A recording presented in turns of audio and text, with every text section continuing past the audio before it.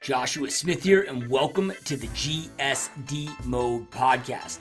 Now get shit done and smash that subscribe button now. All right, what's up, my peeps? Joshua Smith here with another GSD Mode interview, where every single week we interview top entrepreneurs and just straight up top badasses that are dominating their space. These are people choosing to not live a life of mediocrity, but instead to go out there and create big, amazing, epic lives for themselves and for their family members, and also to go out there and have a big impact on this planet. So today, you guys, we've got a special guest on the show. This has been a guy I heard speak, probably 4 or 5 years ago on stage in Austin, and he really impressed me back then. I've just been following for a lot of years, and this guy's doing a lot of amazing things. So our guest is Knolly Williams. So he's a entrepreneur, top 1% of realtors really worldwide. So he's done something that you don't really see most agents do. In his first really 2 months of real estate, listed over 21 homes. Since then, has sold over just taken over 1,000 listings, and has really dominated the listing side of the business, which I know so many realtors struggle with. In addition to that, coach, best-selling author. So the dude's got a lot going on, man. So really stoked and honored to have Knolly Williams on the show. Welcome to the show, my friend. What's up, brother? GSD in the house, baby. Yeah, that's how we roll, dude. I'm happy to be on. It's been a long time coming. We've been trying to do this. I was in Italy, then I had to go to Hawaii, and we've been trying to make this happen. But I love what you're doing, man. Yeah. I really appreciate it. Yeah, it truly means a lot, man. Truly appreciate the kind words, dude. So, yeah, before we get into what you're doing today, man, because I know, obviously you're traveling all over, you're writing books, you're coaching, and you're doing a lot of high-level stuff. But before we jump into that, rewind the clock. So, what led you into entrepreneurship and eventually into real estate in the first place? Well, my mom would tell you I've been an entrepreneur since 12 years old. When I would go to school, I'd buy packs of now and laters. A lot of people don't know what those are.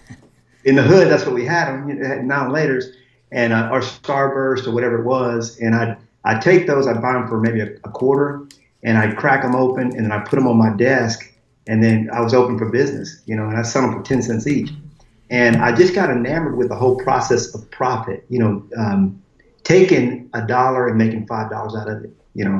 And so that just carried with me over till the time I was 22. I started my very first business, which was a music label, record label, doing gospel Christian music. Became the #1 in the industry for that genre. The music industry tanked, and when I was 33 years old, I had 14 employees. I had 18 artists on the record label, and I was like, man, what am I going to do now? So I took an inventory of my skill sets, wrote everything down. I said, I've always been interested in real estate, and like most realtors, Josh, we did something before real estate, So I jumped in, hook, line, and sinker, and I went after the listings from the very beginning, Yeah, love it, man. So when you made that decision to get into real estate, was it kind of something where you were like, hey man, I'm gonna go deep into real estate, I'm gonna make a career out of this, or was it more of hey, maybe this is a stepping stone until I can figure out a way to get back into the music industry, or at that point have you burned the ships with the music industry and went right into real estate? I was pretty much done with music, man. I was I don't know if you call it burnout. It was a childhood dream. I started off being a rapper. I used to do gangster rap back in, when I lived in LA. And then I changed my life over and started doing gospel rap and stuff like that. But, I started rapping when I was 13, and I was 33, and it was a 20-year run. I was like, man, I'm ready to move on, So it was really, I intended to just get into real estate, make that a career for life. I never intended to coach, train, teach, do podcasts or anything like that, but how life has a tendency to take its own journey, and I'm letting life take me. I'm letting the thing unfold before me, and I'm just making those right choices every single day so that I stay on the right path. Yeah. Love it, man. Love it, dude. So, all right, man. So you jump into real estate. You commit to this industry, decide it's the right industry for you. And then again, man, most realtors are selling, 4 to 6 homes a year. And you jump in, you make this commitment that I'm going to attack listings. And you get 21 listings in your first 2 months, right? Which I heard a stat the other day. I don't know if it's fully true or not, but that your average first-year realtor only makes $10,000. Right? So kind of walk us through that, man. What did you do out of the gate to go out there and create such initial success? Well, honestly, the first thing I did was I did a lot of research. I got my license in June, And I didn't really start practicing real estate until December. So that's a pretty big span of time. Thankfully, my wife and I, we had an entrepreneurial background. We owned, we lost, pretty much lost everything when we got into this business, because we had a 6,000 square foot home on 10 acres that we couldn't make the mortgage payments on. So that was in foreclosure. We had an office building on the property, 1,500 square feet, and a recording studio on the same property. So it was like, I was like a kid in the candy store. I was living the dream, but I lost everything. Like, literally, thank God I was able to sell it. And I had a little money in my pocket, not much, but a little bit, to kind of, sort of, back in the day, we say we sort of come back up, like with that little bit of funds that we had. And so I did a lot of research. I read Millionaire Real Estate Agent by Gary Keller, and I started looking at what that book had to say. And I started, I created my plan, my business plan, my strategy. And then I started December 3rd of 2003. And within the first 74 days, I took 21 listings. But again, it was now when I started, I did a lot of stuff. So I did stuff that, I don't even teach, because I was just doing everything. I came from the music business, so we did it big. I had 4 billboards. I started with a farm of 5,000 houses. I started with expireds. I mean, right out the gate, man, I started hammering, expireds. So I did a lot of expireds for years. I did a lot of marketing. My farm, I would send out 5,000 postcards. Like, I don't know if I did it like every month. And then I was on the phones, and I was out there, man. I was just doing it, So again, a lot of it was prep time. And what I teach now is, first you learn, and then you earn. A lot of people try to go out there and they try to skate and skip and move around on the ice. If you come at something with a strategy, you're a lot more successful in the long run, and sometimes in the short run as well. Yeah, I mean, it comes from one of those things where hustle only takes you so far. It's like I don't care how hard you're sprinting. If you're sprinting east chasing the sunset, you're never going to see it. You got to combine that hustle with the right roadmap. Yeah. So when you're out there in your first, out of the gate, dude, because you're dropping money on billboards and marketing and all of that. I mean, were you making money in the beginning with all of that? Because I know now those are strategies that you don't teach with how you started with the shotgun approach. Like, what made you decide to change up those philosophies? Well, I realized, later in my career, I realized that sponsors like trades, vendors, wanted to be where I was. So if I'm sitting down with a seller, my carpet cleaning guy, my handyman, my lawn guy, all those guys wanted to sit down with me and that seller, right? So what I realized was that I had a group of people that also wanted to have access to the people that I had access to. So I started years ago. I started having all my trades pay for everything. So I don't even teach that you should spend any money on marketing that is in your, from your own purse. All the money that you need for marketing exists in the pockets of the vendors that you partner with. So that was a big change that I made. Instead of using my own money, it's OPM, other people's money. And so I started doing a lot of marketing. So like, for example, if I do a farm piece, and let's say, for example, I want to hit 1,000 houses, and I know that it's 18.5 cents for EDDM, every door direct mail. And so that's going to be $185 for 1,000 houses. And then it's going to cost me, if I go to gotprint.com, which I use, it's going to cost me another $50. So let's say I'm at $250 or $300 to send to 1,000 houses. Well, I can, on the back of my postcard, guess what? I'm going to have 4 slots. And I'm going to have a handyman that, can fix everything. I can have a guy that does landscaping, a carpet cleaner, and a house cleaner. And each of those is going to pay me $75 to tag along on that marketing piece. And it didn't cost me a dime, right? I just had to create the concept. So I learned in this business that you don't really have to spend the money. Plus, when I was doing the billboards, I was able to, because I did a lot of negotiation. So I was able to get 4 billboards for $500 a month. And for me, it paid off, and I had 2 downtown and a couple other areas. So, but now it's like, I've learned what you really need to do. and where those listing buckets really are, there's very few. A lot of people are paying for things that they shouldn't be paying for. Yeah.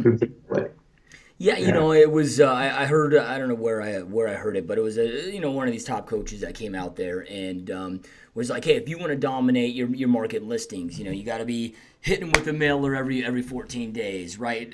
Buy that whole entire zip code on Zillow, and all this. And I'm sitting there thinking, okay, well, that's cool, but I'm doing calculations pretty quickly. I'm like, dude, that's like 10 G's a month of what you're instructing people to do, and most realtors just don't have those funds, so they're forced to be very targeted, right? So if you're a realtor that wants to start attacking real estate but is on a budget, what's the best laser focused strategy? Is it just going after expireds? Because a geographical farm may take years, right? Like, where do you recommend people get started with this?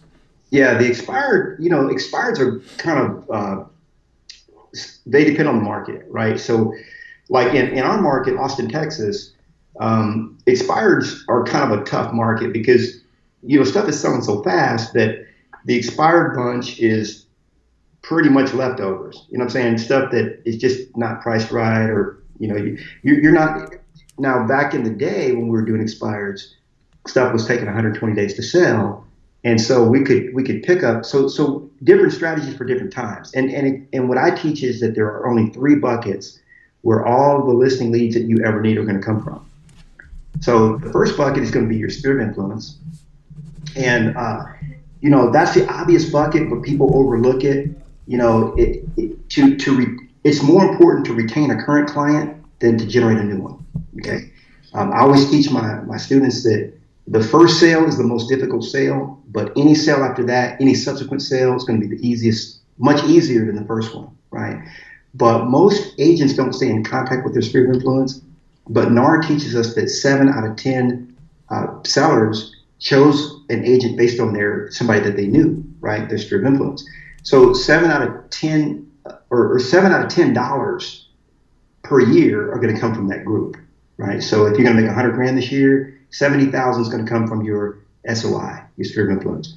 The second bucket is your farm. Okay, your farming strategy is going to be very important. That's a long-term strategy. And a lot of people say, oh, that takes a long time, like a PhD takes a long time. So does a master's degree. But the truth is you're going to be 3 or 4 years older whether you start farming now or not, right? So time is irrelevant. Time will pass so if you would have started farming 3 years ago, guess what you would have now, right? The fruits of your labor. It takes a long time to grow a crop of beans or a crop of potatoes or a crop of corn. But guess what? You plant those seeds, you water them every day, you give them the right soil fertilizer, and guess what you're going to be eating? Well, some people don't, it takes so long, I'm not even going to plant the crop in the first place. That's not a good strategy, okay? So farming is your second strategy, and then your third bucket is your niche. And I always teach agents, pick a niche. A long time I did expireds. I kind of floated into short sales because expireds was the number one reason why their house didn't sell. Price, right? And they couldn't lower the price because they were stuck. So we had to do a short sale. So we kind of ran that way for a while. Now I'm seeing a lot of people going into divorce, probate's a great niche. Expireds are still a good niche. I mean, you'll always find some gold nuggets in there. People that just maybe fired their agent because they weren't happy with them, whatever it might be. But they still have a good. I mean, I just picked up one last week, they had it listed at 785,000.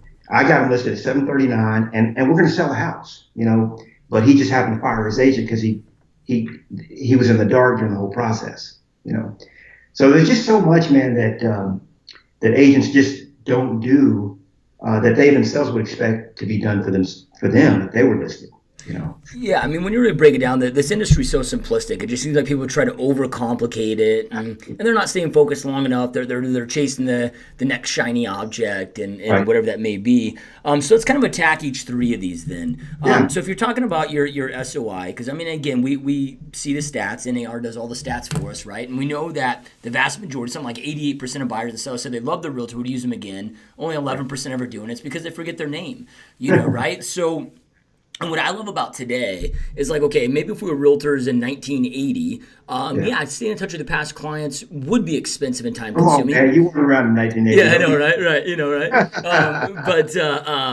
But today, man, with social media, with as advanced as CRMs and databases have become, man, I mean, there's really no excuse for it other than you're just choosing to be very lazy inside your business. So what are some kind of easy, non-costly ways that people can, but effective ways to stay in touch with their sphere and not lose out on that business? Yeah, I teach a system, Josh, that costs realtors maybe about $10 a month to stay in touch with their SOI.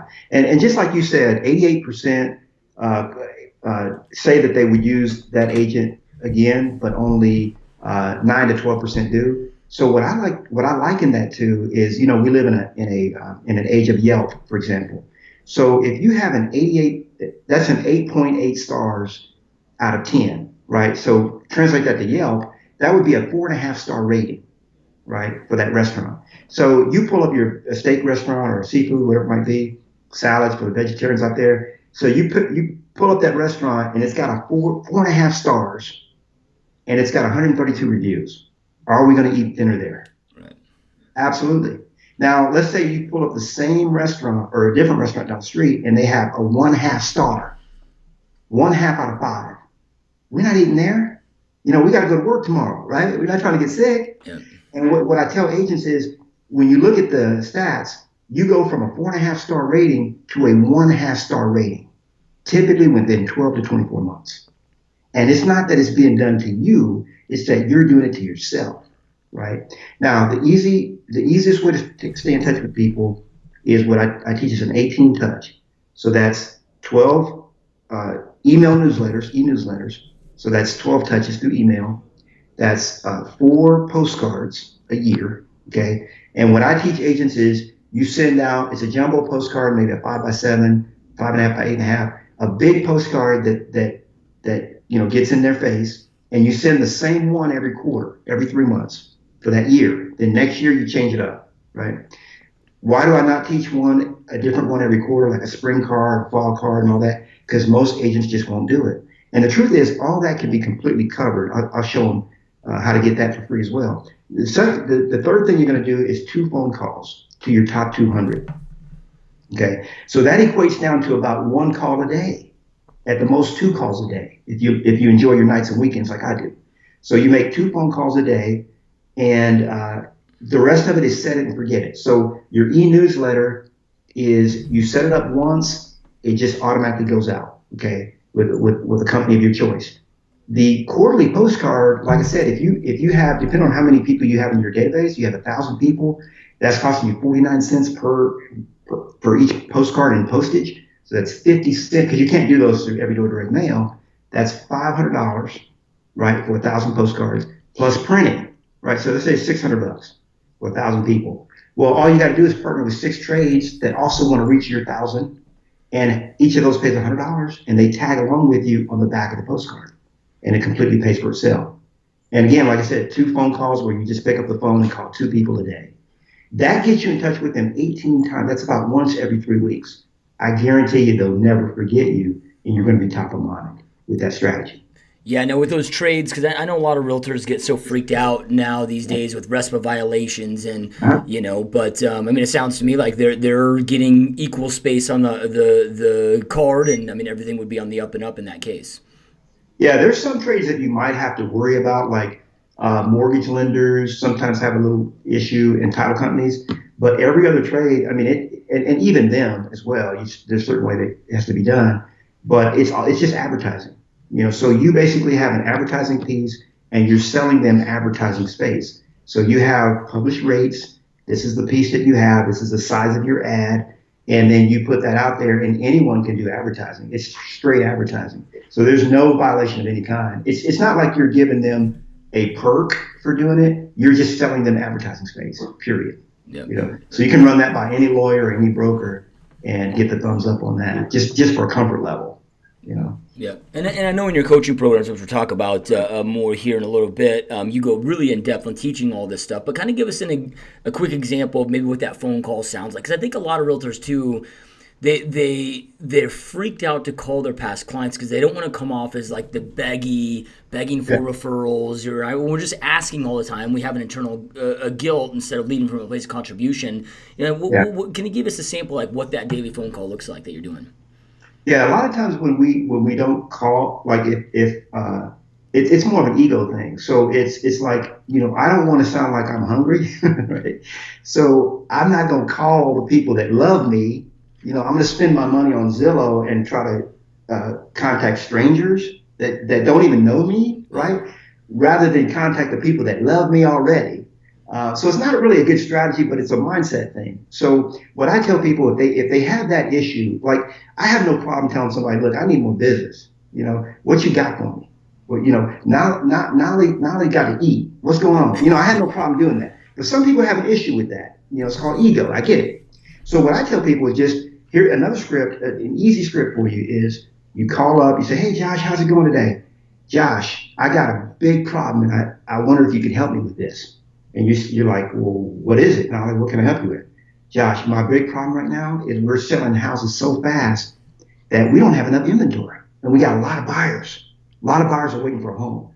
So we're letting a lot of people down by not having enough inventory. Our business is just going nuts. Josh, who do you know right now that needs to sell their house? See, so with that approach, it's like, look, I'm doing so well that I need more. It's just like a car salesman. It's like, look, my car lot is going so quick, we don't have enough cars to sell. Do you know anybody that's looking to sell their car? So it's an easier script for people. Now again, there's going to be, the first time you call them, if you haven't been in touch with them, is it's going to be the sort of the I'm sorry script, or sorry I haven't been in touch with you, or whatever it might be. Now I always like to leave the call and say, hey Josh, would it offend you if I give you a call like maybe every 6 months? Would that be just because I like to touch base with the people that mean the most to me. And Josh, you are on my top 200 list because I respect you. Would it offend you if I call you maybe every 6 months and ask you, maybe along the same lines if I'm running low on inventory? And you're going to be like, no, it's not going to offend. I always like to say it that way. Would it offend you? And they'll say, no, it's not going to offend me. Okay, well, great. Well, I'll give you a call again probably around July. Would that be okay? Okay, great. Unless you want to hear from me sooner, it's okay with me. And then you've gotten their permission to call them again, and they expect your call. So when you call them again, at that time they may have already started like, hey, or you might even shoot an email and say, hey, I'm going to call you next week. And then they might start thinking, oh yeah, who do I know? See, all you're doing is you're reminding them that you're still in the business and that you still need business. Very critical. And I think, like you said, man, it becomes such an emotional ego thing, because when we really break it down, if we just wear our own personal consumer hat and we take the business aspect out of it, man, we want to give business to our friends and family and people that we like. Like, we'll go out of our way, but then we think that people don't want to give that same reciprocity. But that's just how consumer behavior is. They want to do they want to give you business. Yeah, and they want to do their friends and family a favor by referring them to the right people. But they have to be reminded. See, the way I look at my philosophy is every single person in your database is a soldier in your army. Now imagine you had an army of 1,000 soldiers, or 500, 200, whatever your army is. And you did not equip those soldiers with anything. Like you just said, hey, go out and tell people about me. In other words, you're sending them out to fight a battle with no tools. They've got no helmet, no shield, no script, nothing, right? And they've barely ever heard from you. So they're in your army, but they really don't have a lieutenant or a captain that's really looking after them and sharing with them, hey, like I even share with my sellers and my past clients specific scripts. For example, I don't want them to give somebody my business card. I want them to get, basically ask the other person, not even ask them. I teach them to let the other person know that Knolly Williams will be giving you a call, and or to use the script, will it offend you? Hey, would it offend you if I have my top agent give you a call just to explain some of these things? Whether you list with him or not is irrelevant, but he's got a lot of knowledge that you need to listen to. Would it offend you if you got a second opinion on listing your house, before you list with XYZ? And they're like, nah, that wouldn't offend me, but I'm already set. Well, great. Well, I'm going to have Knolly give you a call. and then they got permission from that person, and then they refer it over to me. So I want my soldiers, man. I want them on the battlefield doing what they need to do. Yeah. Now I love it. It's like Mr. Wonderful in the Shark Tank. He talks about his money being his little soldiers putting to work for you, and to us, our in real estate, our connection with our sphere of influence is our number one asset. And like you said, those are, you can only go so far without leverage. Right? And you got to do it. So what? Absolutely. Okay, so I love the ideas of bringing in vendors, right? Because it seems like everybody's got their hands out for money from realtors. Like you're just stroking checks all day long, and I love the idea of partnering strategically with other vendors to cover some of these costs. For somebody that maybe wants to reach out to their pool guy or their landscaper, how do they start that conversation to get them to hopefully successfully buy into the strategy? Well, it really boils down to you having some kind of item of value that they can buy into. For example, I've got a lot of them, but one of the examples I have, see if I have one here, is like my seller guide that I use, right? And this is a book that I wrote for sellers, and it's and then on the back of it, the way that I do this for sponsorship purposes is I just have all my vendors on the back. So I have a complete system where I basically have a script, a call script, an email script, copy, paste, and send it out. And basically the way it works is all you're doing is you're saying, like let's say for example, I'll give you an example of my handyman. Okay, so I'll sit down. My handyman is Carlos, right? So I say, hey Carlos, would it offend you? I use that terminology a lot, by the way. I say, Carlos, would it offend you if I referred you out to everybody that I went and sat down with? Because I sit down with a lot of sellers, and a lot of times they might have a broken doorknob, they might need the disposal fixed, or they might need an entire new door put in, or they might need the back room painted. Would it offend you if I shared your contact information with them and took you along with me? And they're like, no, it wouldn't offend me. That'd be great. Well, Carlos, let me explain to you how I do this, because this is going to cost me money. I'm going to do it this way. I'm going to design a piece and this and that and whatever. And I explained to them, this is the cost involved. And you could even put a spreadsheet to it and say, look, and everybody's going to put their money together. It's kind of like almost like a BNI program where we all kind of network together. And so your share is going to be this amount here. Now think about it. Now I always try to keep it around $100 if you can. Okay, because $100 doesn't scare people. If you can make it $97, that's even better, or $99. Okay, because my thing is, if he can't come up with $99 and he doesn't, then he probably doesn't. He's not thinking big enough, or doesn't believe in you, or whatever the case is. You move on to the next one. But another strategy I like to do is I say, if you think you're going to have a little difficulty with one vendor, send it out to 3. See, here's one of the things I just finished doing, Josh, over the last 3 years.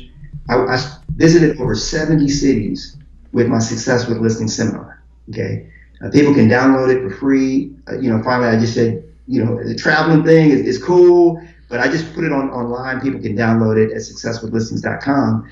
But every single one of those cities didn't cost me a dime out of pocket to put on that event, because we had sponsors.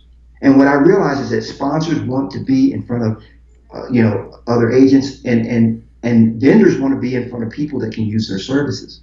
So now if I go to, so what I did was, and what I do is I'll email a painter, going back to the getting sponsors involved. You create a exclusivity, right? And you create urgency. And the way you do that is you email out to 3 painters and say, hey guys, and you put them all in the same email so they see each other.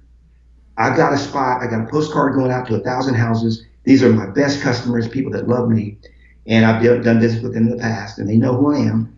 I'm going to hit 1,000 of those, and I need a painter to partner with, because some of those people need their house painted, right, inside or out, whatever it might be. So the first guy that or gal that raises their hand with $99, guess what? That's the first person that gets a slot, and I can't guarantee how quick it's going to go. I spray that email out. So if I need 6 vendors, I'll send out, say, total of 18 emails, right? 3 on each email. Or I might send all 18 of them into one with, CC them all, and just get it done that way. Yeah. And then you just wait for people to raise their hand. Now, if you don't have enough vendors after you do that initial campaign, you follow up with a quick phone call. Now, here's the thing. The second script that I'll use, if the person's having a little bit of trouble coming up with $99, I tell it like this. I say, look, Carlos, if I got you a great remodel job, would you take my wife and I out to dinner? If I was to get you a nice remodel job, you probably would do that, wouldn't you? Or a painter, my painter, right? Sergio, say, would you take me out to dinner? He said, yeah, I'd take you out to dinner. Well, it's going to cost a lot more to take me out to dinner. My wife and I, a couple of drinks, a nice steak, whatever it might be, than $99. So this is really a steal compared to that. What it really boils down to, though, Josh, is a lot of people's a mindset. They don't want to get vendors involved because it feels like to them that it muddies up their postcard or they got too many people in there. But the reality is, when you look at the biggest companies in the world, companies like Dell, Google, Facebook, Microsoft, whoever it might be, when they're putting conferences on and doing different things, guess what they have at the bottom of the thing? Sponsors. Yeah. And when you start having sponsors in your business, instead of people saying, oh, he needs sponsors, he can't pay for it, actually they have the opposite effect. They say, wow, he must be pretty big, he's got sponsors, right? Because everybody knows that when you see something going out there and they got sponsors, that's kind of a big deal, People pay attention to that. So it has an added benefit. Yep. No, I love that, man. That's awesome, dude. So, all right. So then when it comes to farming, geographical farming, because I think so many people think geographical farming is, okay, I'm going to throw this postcard in the mail every 30 days. And no, I mean, geographical farming is, hey, I'm going to focus on this area, my attention, time, energy in this area. And, like for me, my geographical farm areas, what we hit really hard and with today's day and world is open houses and very, very targeted Facebook ads. And we just pepper that area and we're able to do it a lot less than maybe a postcard per se. So again, geographical farming can mean so many different things. How do you recommend people to get involved with geographical farming, pick a farm, and then again, what strategy are you finding works the best? So I have a couple criteria that is like sort of a rule of thumb. Start with about 500 houses. Don't start too big, but an area about 500. Make sure that the price tag of those homes is within your, the price range of what you want to go after, of course. Make sure that it's nearby. And also try to make sure that it has at least a 7% turnover. So in other words, if there's 500 houses there, they should turn at least 35 of those annually. Okay, so those four criteria are the makings of a good farm. Okay, and I like the whole Facebook ads. I do a lot of Facebook advertising, and the concept that I want people to think about and put in their mind is: imagine that you're running for realtor, right? Or just imagine you're running for mayor, right, of your local town. Where are you at, Josh? Phoenix, Arizona. Okay, let's say you're running for mayor of Phoenix. God help you. Yeah. Right? By the way, I was in Goodyear. I was in Tempe. A couple other areas out there. I love that area. But let's say you were running for mayor. What would that look like? Now, as you start to envision that in your mind, it's no different from what it should look like for you running for realtor of that 500 home zone, right? So you're out there, you're interviewing all the local shops, maybe the gym, the barbershop, maybe all the restaurants around there, the donut shop. You're going in and you're doing YouTube videos. You're like, hey guys, Charlie just opened up such and such donut shop right here in Phoenix, and we're going to interview the owner because they got some of the best donuts, guys. And by the way, the coffee's some of the best you've had. Now, Charlie, what makes this, just like what you're doing, Josh, it's the same thing. So they're out there interviewing maybe the local hospitals, emergency clinics, all kinds of people like that, fire stations, interviewing firemen, policemen, all kinds of. So anytime somebody pulls up that zip code on YouTube or on the internet, they've got a lot of videos out there on YouTube. That's another strategy, right? And then also when they're doing the open house, make that an event, right, rather than just an open house. So an event looks like you got 20 to 30 open house signs everywhere. You're doing Facebook ads, maybe you're doing YouTube videos and other things like that, other strategies. Maybe you even have like a local restaurant, like here in Texas, it might be like a Joe's Barbecue might come out and serve barbecue, or we might have a local bakery come out and have cookie samples, or a winery, right, has sample wines and cheese and stuff like that. So, and then you go around to at least 100 homes around there, and you invite them to your open house event, right? And because what's one of the best groups to show up in an open house? Yeah. Neighbors that might want to list their house, right, in the future. And they say, man, you really doing this? Is great. This is nuts, right? It's over the top. And so they see, all that stuff going on, and you say, look, Mr. Neighbor, we could have an event at your house too. Next time you're thinking about selling, you want to go with me. Call me, and I'll have an event at your house just like this one. How's that? And it's kind of fun because you have all these people, neighbors coming out and meeting each other and stuff like that, where it really has nothing to do, quote unquote, with selling the house, but it does, right? Because it puts the spotlight on that home. Everybody knows it's for sale, and everybody knows, guess what? Josh is the guy selling it, or Knolly's the guy selling it, whatever it might be. So again, if you just think of the philosophy of running for mayor, you're running for mayor of that zip code or that area, and then also run your open houses as events. Some good strategies there. Now, do you do any type of direct mail pieces like you've done with your SOI, and you bring in your vendors? Kind of same strategy there. Man, I love direct mail, dude. See, now an open house, with farming, you can do every door direct mail. So you could target that, and it's only 18.5 cents per house. So you could hit 1,000 houses, like I said earlier, for $200 with a little bit of postage on that. With printing, it might take you to 300 at the most. So you really are getting the most bang for your buck. And direct mail to me, I'm old school, man. I got I don't know if you can see it up there, but this how old school I am, baby. I'm doing it like that. You know what I'm saying? But some people are like, man, mail is dead and all this kind of stuff. But the thing is, the reality is, because mail has gone down in popularity, people don't see as much stuff in their mailbox. So my pieces stand out. And if I'm whenever you do any kind of marketing, you make it a multi-tiered strategy.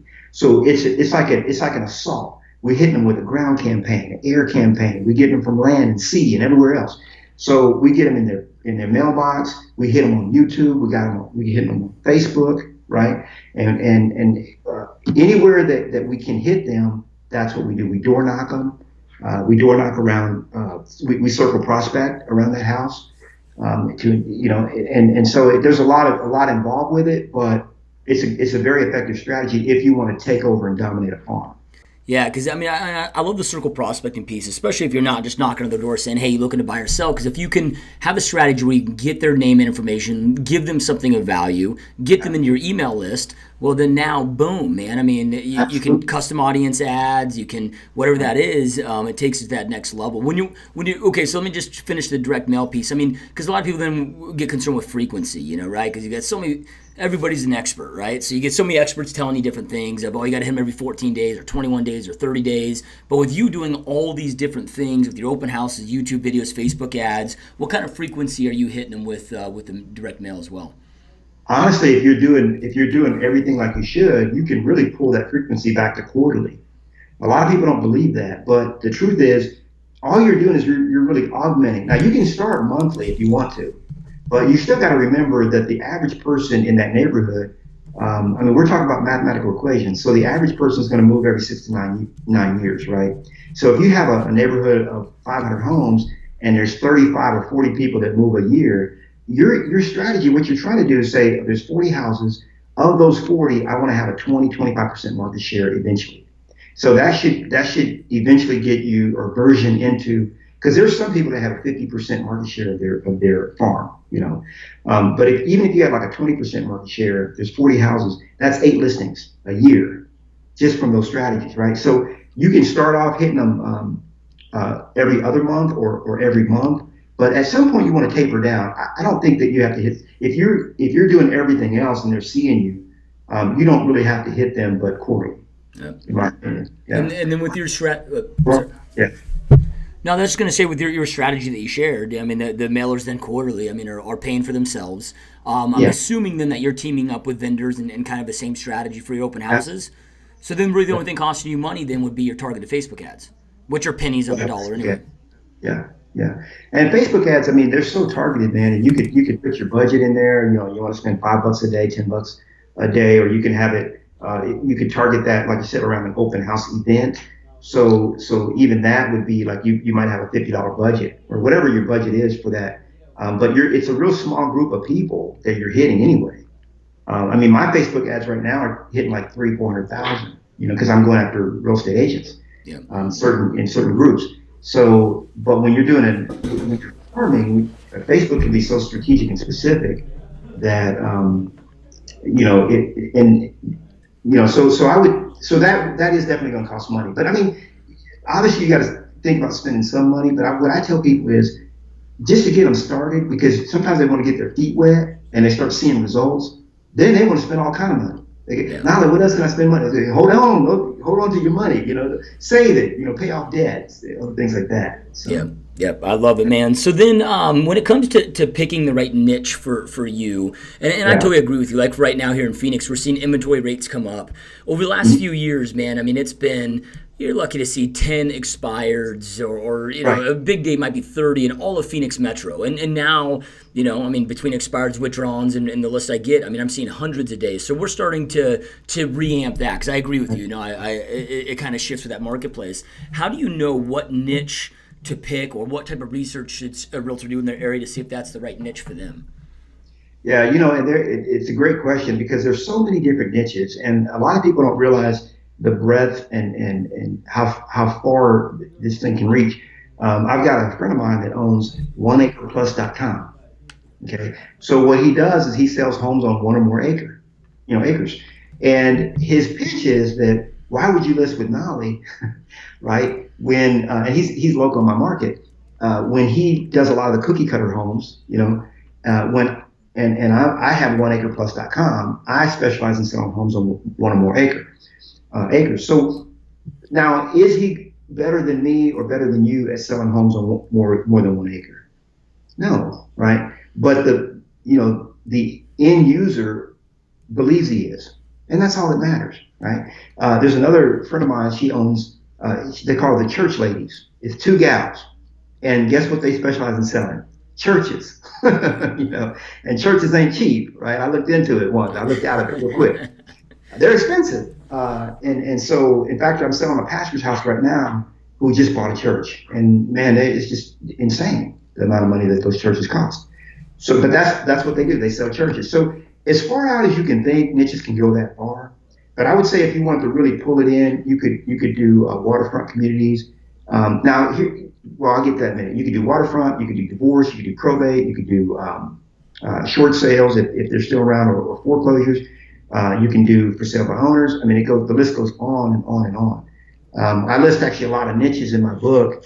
I wrote the book Success with Listings, because a lot of people, and basically I give this away free at successwithlistings.com. You can go get a free copy of it.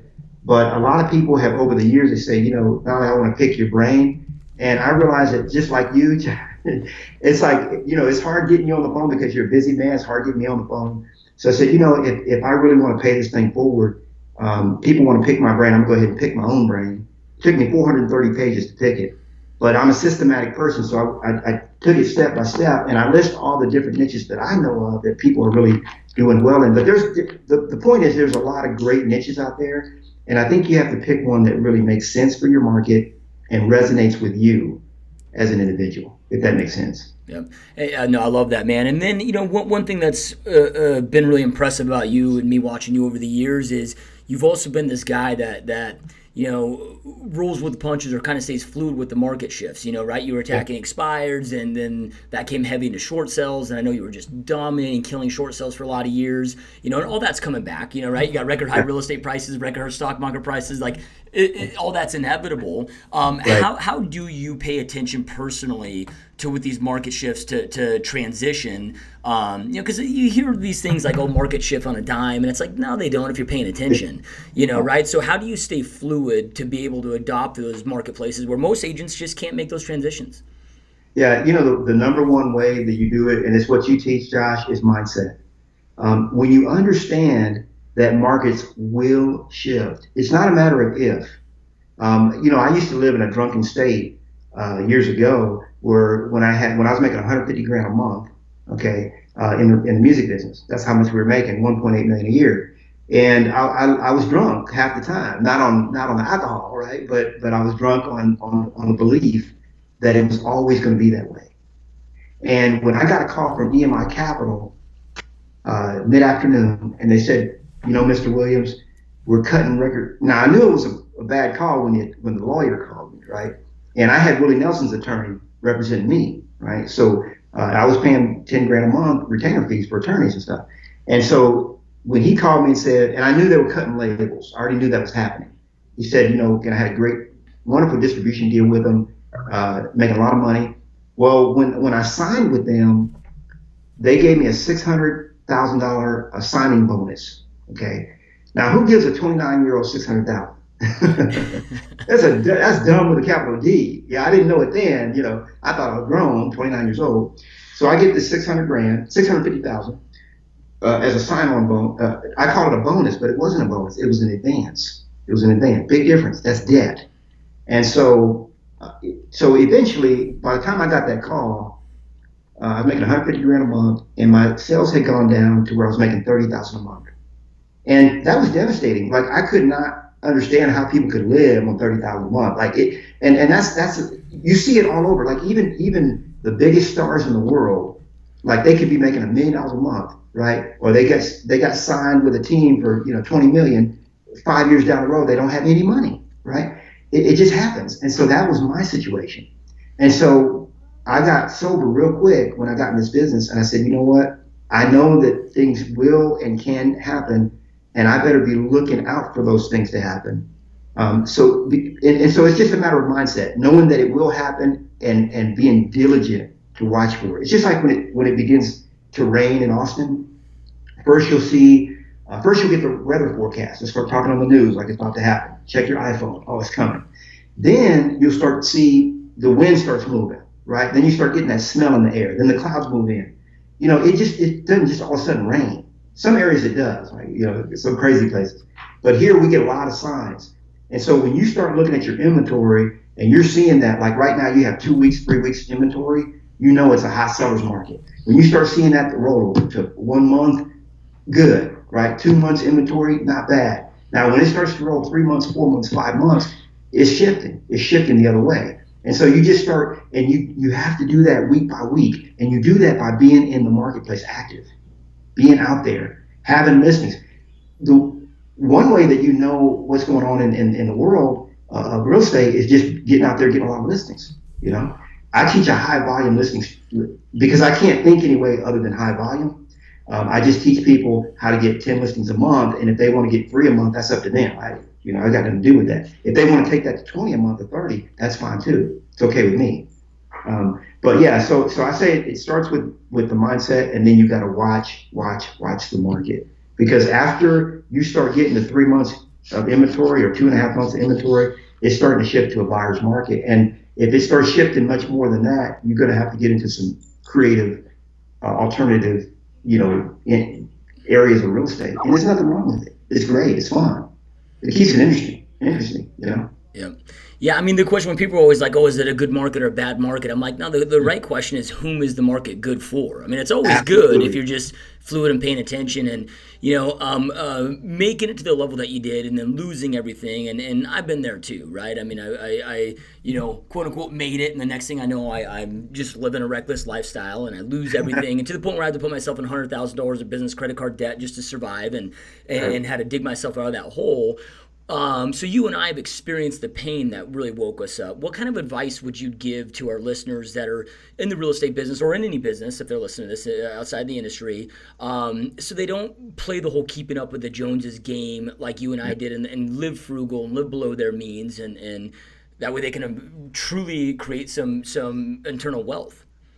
Absolutely. It's a great question. And what I really believe in my heart of hearts is that people should not have debt in as much as possible. Now, a lot of times we need money as leverage, right? But what I'm talking about is, from a personal standpoint, personal debt, if you can eliminate as much of that as possible, it will really free up your life. And what I tell people is that when you think about, a lot of people make decisions, let me put it this way, a lot of people make decisions based on lack. I'm going to do this because I need the money, or I perceive a lack, or I actually have a lack in my life. So I'm going to make a decision to do something based on that lack.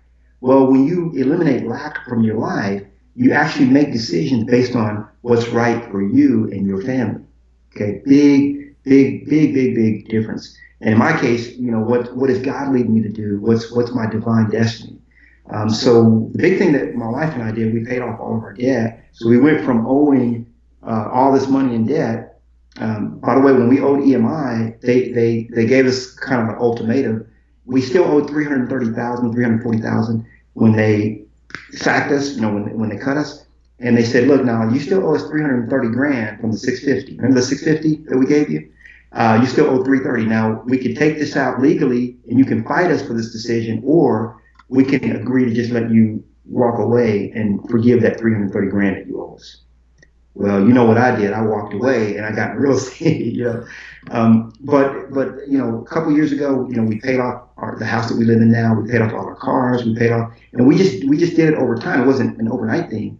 But when I get up every day now, I can do my hour and a half of meditation if I want to do that. If I can do what I want to do, what my heart is calling me to do, and that's the reason why I give away a lot of stuff for free. I wouldn't say I don't need money, but I've created a lifestyle where I don't have to depend on the next check or the next listing to pay for the life that I live. I've got continuity income, money comes in every month, and I don't have any debt. I have no debt at all. So I would say that paying down your debt will go a big way toward that. And the second thing to that is make more money, right? Increase your income, right? There's so many different ways to increase your income, and people are just thinking too small. I've talked to people, they say, man, there's no way you could do 10 listings a month.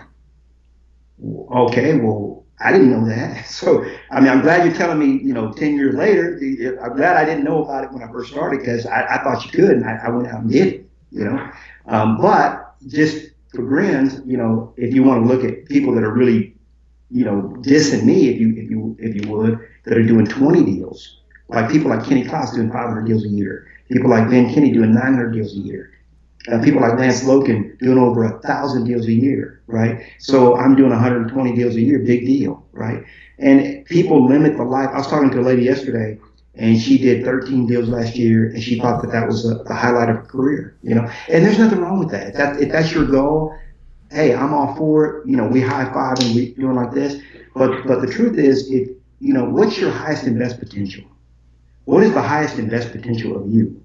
And I believe that everyone should live to their highest and best possible potential. Otherwise, for what reason were you created?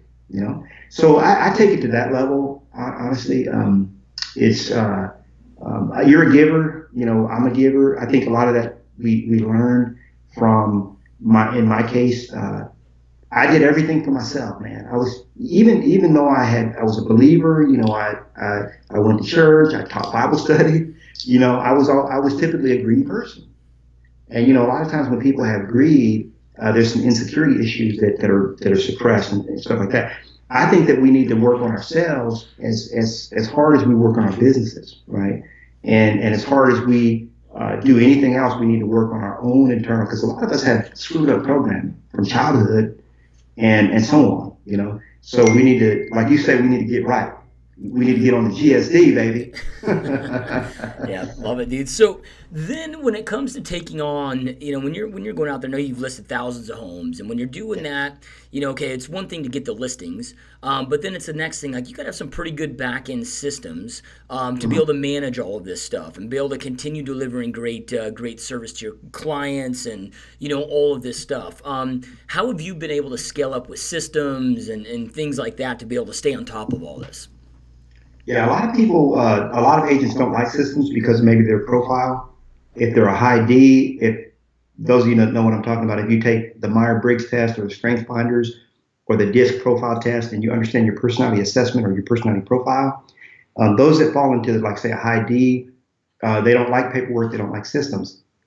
But the truth is, when you can automate most of what you do, it makes your life so much easier. I was talking to a lady yesterday, and I was explaining to her that most of what she was doing in her business was $12 an hour work. And if she could, and the way we automate that, Josh, is we leverage it. In other words, if I can hire somebody to mail out my postcards or to design them or to put them together or to whatever, to go out there and do, like you're highly leveraged in your business. If you hire people to do the things that are, maybe not your highest and best use of time, you basically have created a system and automation of your business. Now, I pretty much have systematized everything. So my entire life, I think of everything. It's just because when you profile me, my mindset is that of an engineer. So that's what I was quote unquote destined to be. I didn't know. Thank God. No, I didn't know it at the time. No offense to any past engineers or current engineers out there, but I have an engineer's brain, so I have to dissect and break down everything. So I pretty much break everything down into a system that you can follow step by step by step by step. And what I teach people is if you have a business, like for example, in my listing business, I have a 46 step system. So the step one, generate the lead. Step two, step three, and so on. The last 6 steps are after we close, like our post-closing plan, for example. And I can share that with the listeners if they want to. They can download that 46-step system. But the thing is, you should take whatever business you're in, you should take that business and break it down to every single step that's involved in that business. And then you should systematize it, right? Because that's the way franchises work. I believe that every business should run their operation like a franchise. And I think it just makes life so much easier. And that's when you start to get your nights back, your weekends back, and your life back. You can work 30 hours a week. You can make $250,000 or more a year, take 4 or 5 vacations a year, be debt free, and live the life you want if you have the right systems in place and that automation that you're talking about.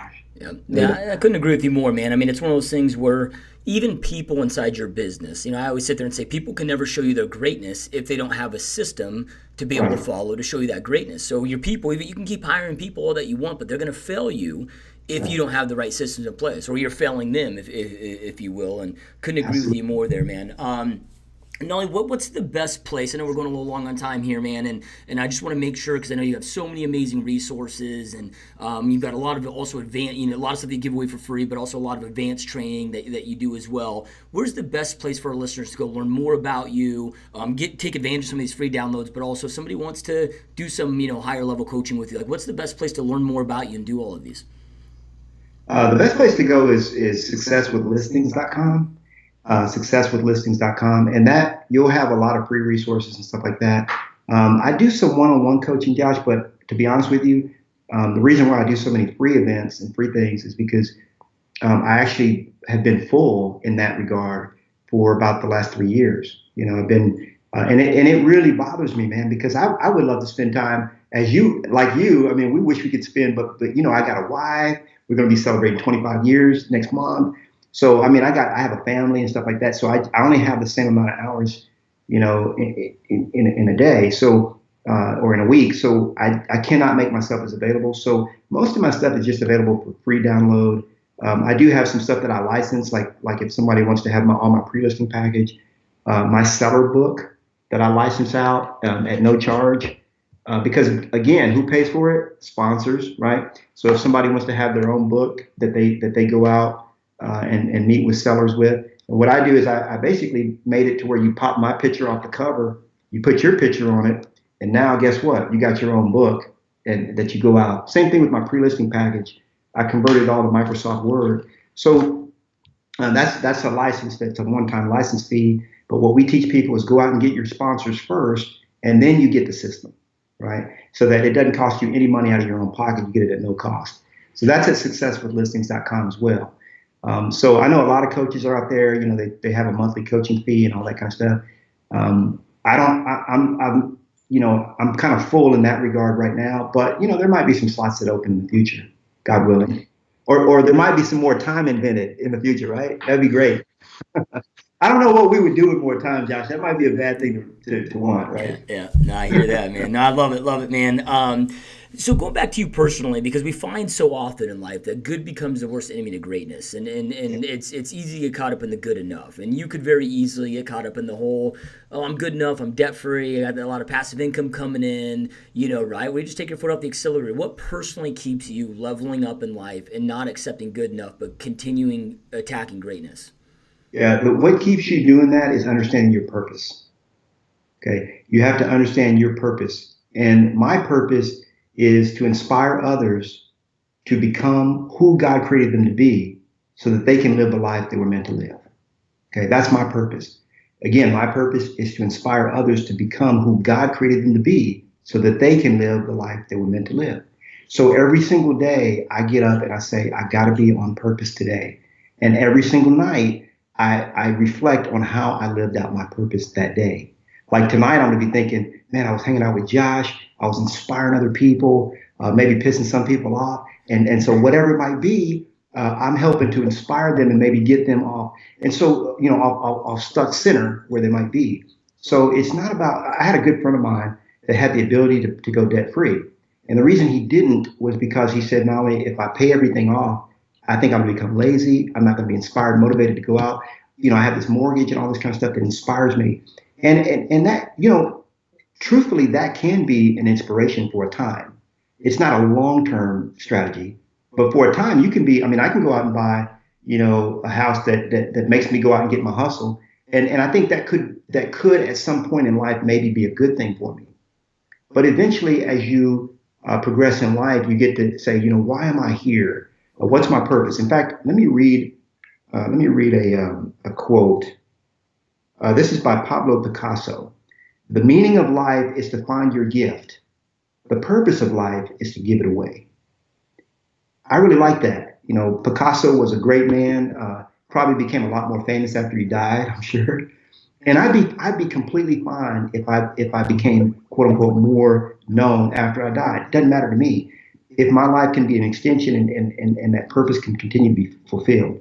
So I tell everybody, there's actually a great exercise out there on the internet to figure out your purpose, if you will. I've got a link to it. I can't remember the exact link, but it's sort of an exercise that you go through. Can't remember the gentleman but I'll share that with you so we can share that as well. But it kind of helps you define your purpose and what you're going to stand for. So again, that's what keeps me from being lazy, keeps me from saying what I'm doing is good enough. I think Gary Keller put it very bluntly as well. He had a conversation with his dad, and his dad was asking him, he couldn't understand, like, Gary, you got enough money, man. What's going on here? Like, why don't you just, like, his dad could not wrap his mind around, why does this guy get up every day and put the hustle in and go writing books and doing all like that? You already got enough money. So he told his dad, Dad, I beg your pardon, but I don't work for money. You do. His dad was pissed. He was like, man, what do you mean I work for money? He said, well, I know you work for money because when you had enough money, you stopped working. So that tells me that you work for money. I have enough money, but I'm never going to stop working. You see what I'm saying? So that's basically how I feel, is that I was put on earth for a divine purpose, and I'm here to fulfill that purpose. A flower or a rose bush or a grapevine, they don't stop blooming just because they gave out one crop. And in fact, nature is so abundant, man, that when we were in Hawaii, they showed us some noni trees, and half the fruit was on the ground. It's like, don't these trees are dumb? Don't they know we got enough fruit here? They just overproduce. They just people think about, people say, oh, you're being wasteful. You want to talk about waste? Go to the rainforest. Man, you got so much fruit on the ground and so much abundance out there that nobody's tapping into, right? But nature is abundant. If I'm a banana tree, I got to produce bananas. It don't matter if the tribe is full. That's my job, is to produce bananas, right? And so when you understand your purpose, that's the kind of attitude you can have, no matter how much money you have in the bank or what your debt situation is.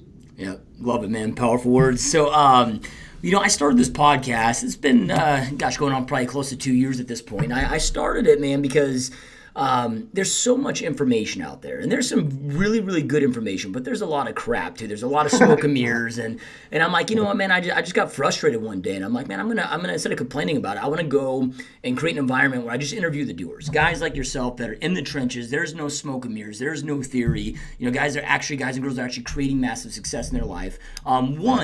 I did it selfishly, so I get to pick brilliant minds like yours all day long, right? So it's my own self-development, but then to go out there and give back to an industry that I think we can both agree has changed both of our lives on a huge scale.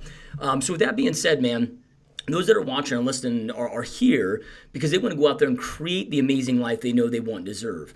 Do you have any last words of advice or inspiration that you'd like to leave them with so they can go out there and do exactly that? the biggest thing that I would say, Josh, is for people to, like I said, really understand your purpose of why you're here. I hear so many people, for example, I had a friend of mine got into real estate, and I finally asked him, I said, why did you get into real estate? Because he's struggling. He's not quite hitting his numbers and stuff like that.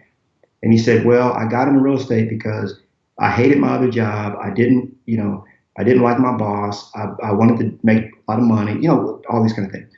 And I said, it sounds to me like you were basically escaping or running away from something, right? That's why you're here. And there's nothing wrong with, you can run away from pain and run toward pleasure. That's okay. But you at least have to understand that that's what you're doing, And so I would tell people, I would encourage you, know thyself, get to know what makes you tick, what creates lasting, long-term happiness and fulfillment for you. Because the truth is, you can never be happy until you understand your purpose and you live your purpose. When you live your purpose, happiness becomes a byproduct of that. Okay. So in other words, if I'm a corn stalk and I don't, my job is to grow corn, right? Well, you got to understand what your job is. What are you here for? What's your purpose? And once you understand that, you go out and do that every day. I wrote another book, Josh, here that I actually give away for free as well. It's called The Secret to Knowing God's Will. Not everybody be down with the God thing. I get that. But for those that are, it's the secret to knowing God's will for your life. Because as a Bible teacher, I've been since 1989. That's the number one question I get. How do I know what my purpose is? And thankfully, thank God, I'm able to, whether it be a Christian, a Taoist, a Hindu, or Muslim, or even I've got friends that are Buddhist, right? I got all friends from all faiths, right? But we, from a common standpoint, in other words, I have friends everywhere. Put it that way.